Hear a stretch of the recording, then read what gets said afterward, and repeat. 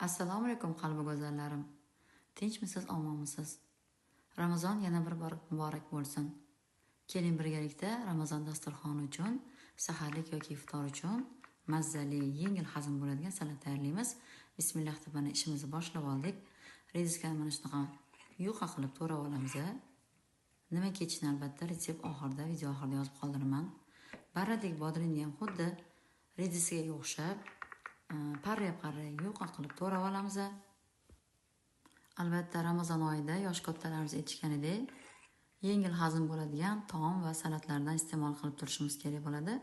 Albatta mana shu tanlagan salatimiz ayni muddao bo'ladi, chunki bu salatga hammasi tabiiy sabzavotlar, ya'ni rediska, yashil bolg'ari, mana ko'ryapsizlar, yarimta to'raman yuqa qilib to'radik, soldik va mayonez soldim edi. Eng keragi bu petrushka soldim, yarim voq, ko'kat, ya'ni ko'k piyoz ham yarim voq soldim. Mayda qilib to'rab olamiz. Tayyorlab ko'ringlar qizajonlar, mazzasi og'zingizda qoladi, juda ham xushxo'r bo'ladi. Bu saharlikka ham, iftorlikka ham juda ham mos. Qizajonlar bilasizlar, avvalambor o'z oilamga nima tayyorlasam, oila a'zolarimga, o'zimga sog'lig'imiz uchun nima yangi retsept, salatlar o'rgansam, shuni albatta kanalimga joylashga harakat qilaman, sizlarga ham ilinaman. Albatta tayyorlab ko'ringlar va sizlarda qanaqa chiqdi mazasi, bemalol savollar bo'lsa, tayyorlaganinglar haqida bemalol fikringiz bo'lsa, kommentariyada yozib qoldiringlar, javob qoldirishga, savollarga javob berishga o'zim harakat qilaman qo'ldan kelgancha.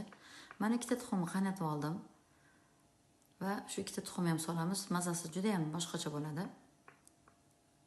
Qizajonlar, agar kanalimda yangi bo'lsanglar, mehmon bo'lsanglar, bir videolarimni, kanalimdagi videolarni ko'ringlar.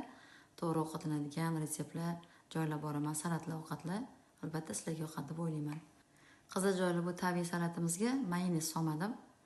Quyuqroq kefirni qatiq solishingiz mumkin yoki suzma yoki yog'siz smetana solishingiz mumkin. Men mana limon suvi soldim, yog' soldim. Albatta nima kechini yozib qoldiraman. Tabga ko'ra tuz va quritilgan oddiy chesnok, ya'ni bor edi. Sizlar oddiy tabiiy chesnok solsanglar ham bo'ladi, bunda quritilgan bo'lmasa. Yaxshilab aralashtirdim va shu bilan zapravka qilib oldim, ya'ni aralashtirdim. Zapravka deganimki, bu sabzavotlarning mazasi bir-biriga birikishi uchun ozgina bir suyuqroq massa solishimiz kerak bo'ladi. Men shu qatiqdan aytganimdek yoki suzmadan bemalol salat tayyorlasanglar bo'ladi. Mana qizajonlar, salatimiz tayyor. 5 daqiqa qoldiramiz mazasi bir-biriga o'tishi uchun va chiroyli qilib salatnitsaga solib, iftorlikka yoki ro'zador oila a'zolarimizga saharlikka quyuq ovqatlar bilan, suyuq ovqatlar bilan bemalol iste'mol qilsak bo'ladi. Qizajonlar, tayyorlab ko'ringlar, juda ham mazasi og'zingizda qoladi.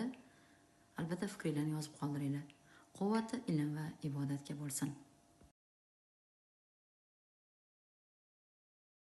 Bugun sizlar bilan o'choqda tovuq go'shtidan mazzali qozon kabob tayyorlaymiz. Har doimgidek bismillahirrohmanirrohim deb ishimizni boshlaymiz. O'choqqa o'tini soldik, yog' soldik. Mana shunaqa tovuq oyoqchalaridan olib kelgan edim. Shundan solib, shu tovuq oyoqchalarini yaxshilab qizartirib olamiz baland olovda. Bu taomga qancha nima mahsulotlar solganimni har doimgidek video so'ngida yozib qoldiraman. Kartoshkani mana shunaqa artib, to'g'rab, yuvib, shunaqa bo'laklarga bo'lib olamiz. Kattaroq kartoshka bo'lsa 4 ga bo'ldim, o'rtacha bo'lsa 2 ga bo'ldim, 3 ga bo'ldim. Shunaqa qilib chiroyli tayyorlab olamiz. Yonimizda o'choqda tovuq go'shtini, ya'ni oyoqchalarini uchta solib, yaxshilab qizartirib tayyorlab olamiz. Aziz opa-singillarim, qizajonlarim, kelin-poshalarim, har doimgidek retseptlarimni aytib o'tganimdek nima xatolar qilsam, kamchiliklarni bemalol uyalmasdan aytib o'taman. Mana obunachilarim, qizajonlarim xato qilishlarini xohlamayman. Ko'rganinglardek mana shu tovuq oyoqchalaridan olib kelgan edim, yaxlatilgan ekan, mana ko'ryapsizlar, yaxlatilgani yog'ga solganimda shunda vash etib parla chiqib bilamoqda. Mana ketidan kartoshkani sola boshladim. Bu joyda hozir tovuqni hammasini pishirib olganman. Gapimni davom ettirsam, shu tovuq go'shtini yahidan tushgandan keyin yog'ga solinglar. Qizajonlar, mana o'tinni o'rta olovda solib qo'yganman va kartoshkani sekin-sekin qovurib olamiz. Men ozgina qilgan xatoyim, yaxlagan tovuq go'shtini soldim va yog' juda ham qorayib ketdi. Shundan keyin men yog'ni olib oldim. Qozonni yuvib, boshqa toza yog' solib kartoshkani qovurdim. Mana qizajonlar, bu holatda hozir tovuqni ham, go'shtni, ya'ni kartoshkani ham qip-qizil qilib baland olovda qovurib oldik Ziravorlarni yozib qoldiraman, qancha ketayotganini, sovotganimni. Ziravorlarni aralashtirib tayyorlab oldim. Endi olovim o'rtacha, ya'ni pastroq bo'lib turibdi. Tovuq oyoqchalarini yarmini soldim, ya'ni endi mana shu ziravorlarni sepaman. Ustiga ko'rganinglardek yana tayyor qilib qo'yilgan kartoshkani ham yarmini solaman.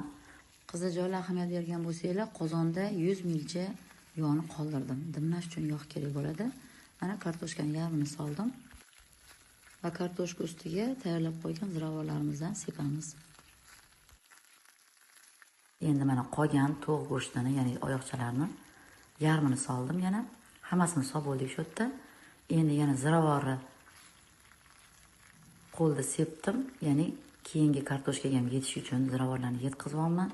Endi mana hamma kartoshkani soldim, chiroyli qilib tekislaymiz va ziravorlarni hammasini solamiz. Sepib boramiz chiroyli qilib. Albatta bu retsept men o'zim oilamga qanaqa tayyorlasam shunaqa ko'rsatdim. Qozon kabobni hamma har xil tayyorlaydi. Mol go'shtidan, qo'y go'shtidan. Mana sovoldik, endi oddiy sovuq suvni sovordim. O'tinni olib tashladim, ozgina miltirab turibdi. Mana tog'orani yopdim, past olovda tovuq go'shti uzog'i 35 daqiqaga dimlab qo'yamiz. Mana olovni ko'ryapsizlar, past bo'ldi. Dimlab qo'ydim. Bu jarayon ovqatimiz tayyor bo'lgan jarayon. Qip-qizarib, mazali bo'lib pishdi. Ozgina teg yopishgan ekan. U unaqa kuyganga kirmaydi, sal qattiqroq bo'ldi. Mazza qilib bolalar maza qilib yeb olishsa, qizlar joylar chiroyli qilib dasturxonga tortamiz. Albatta tayyorlab ko'ringlar va sizlarda qanaqa tayyor bo'lganini kommentariyada yozib qoldiringlar. Videolarim yoqayotgan bo'lsa, kanalimga a'zo bo'linglar va like bosinglar. Bundan juda ham xursand bo'laman. Yaqinlarga, tanishlarga ulashib qo'yinglar. Albatta tayyorlayotgan ne'matlarimizni kuch-quvvati ilm va ibodatga bo'lsin. Taomlarimizni pishirib dasturxonga berayotgan onajonlarimiz, kelinlarimiz, qizlarimizni qo'llari dard ko'rmasin.